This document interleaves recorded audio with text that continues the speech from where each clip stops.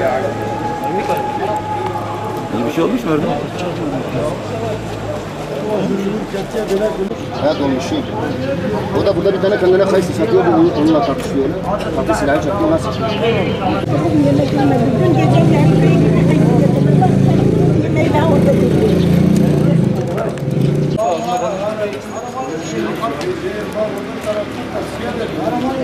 Gel gel.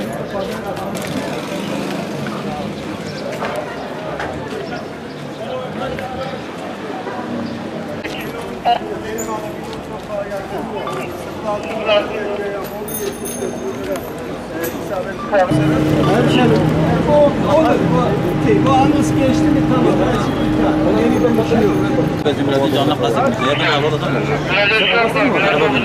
Allah korusun, çocuk var, şimdi aile var, şimdi var. Ya kısmen kiminin yanındadı ya?